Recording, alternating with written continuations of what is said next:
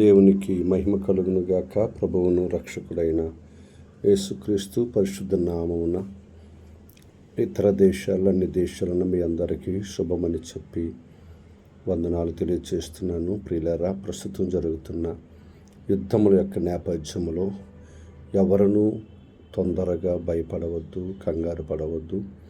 ఎందుకు అని అంటే పరిశుద్ధ గ్రంథంలో ఉంది, రాజ్యం మీదకి రాజ్యము, జనం మీదకి జనము వస్తాయని.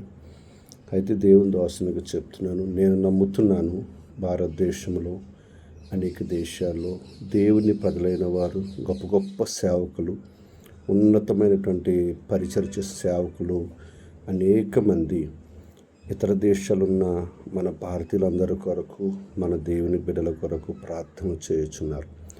కావున దయచేసి ఎవ్వరు కూడా మాకు ప్రాణాపాయం ఏమైనా కలుగుతుందేమో అని ఎవరు కూడా కంగారు పడవద్దు. దయచేసి ఆందోళన చెందకండి, అనారోగ్యాల పాలు కావద్దని దేవుని దాసునిగా నేను మీకు తెలియపరుస్తున్నాను. ఎందుకనగా యెహోవా నా కాపరి, నాకు లేమి కలగదు. పచ్చిగల చోట్ల ఆయన నన్ను పరుండ చేయుచున్నాడు.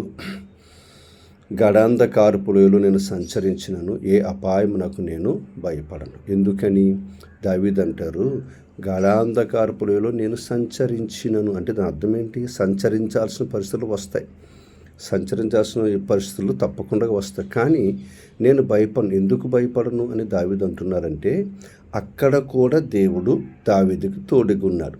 కాబట్టి ఇప్పుడు ఉన్న ప్రస్తుత పరిస్థితుల నేపథ్యంలో నేను విశ్వసిస్తున్నాను, దేవుని పిల్లలారా, దైవ సంగమా, విశ్వాసులారా, మీ అందరికీ నా దేవుడు తప్పక ఒక్కొక్కరికైనా తోడై ఉంటాడు. యోసేపుకు పోతీఫర్ ఇంట్లో తోడిన దేవుడు, జైలులో తోడిన దేవుడు, గుంటలో పడిపోయినప్పుడు అక్కడ నుండి బయటికి రావడానికి తన అన్నగారినే వాడుకున్నటువంటి దేవుడు ఈరోజు ఆయా దేశాల్లో ఉన్న మీ అందరి జీవితాలలో ఉన్న భయమును తొలగించడానికి దేవుడు తప్పకుండా మీకు తోడై ఉన్నాడు. మీ తల్లిదండ్రులు, మీ అన్నదమ్ములు, మీ భార్య, మీ భర్త, మీ పిల్లలు, మీ మనవలు, మీ మనవరాళ్ళు అందరూ ఇండియాలో ఉన్నారు. మీరు అక్కడ ఒంటరిగా ఉన్నారు. మీరెంత భయపడుతున్నారు, ఇక్కడ వీరు అంత భయపడుతున్నారు. కానీ వీరు ప్రార్థన చేస్తున్నారు. కాబట్టి నేను నమ్ముతున్నాను, మన దేవుడు గొప్ప దేవుడు, ఆశ్చర్యకరుడు.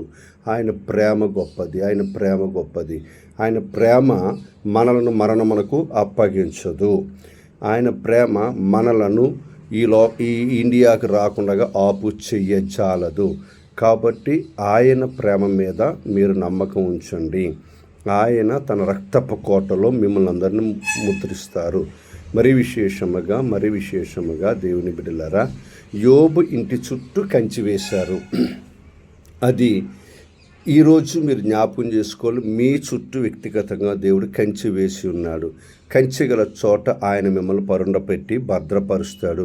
కాబట్టి ఏ హానియు కలగకుండా ఆయన మిమ్మల్ని కాపాడుతాడు. కాబట్టి అట్టి ధైర్యంతో ముందు కొనసాగాలని, ధైర్యంగా ఉండాలని ప్రభుపేట మీ అందరినీ కోరుచున్నాను, మీ కొరకు ప్రార్థిస్తున్నాము.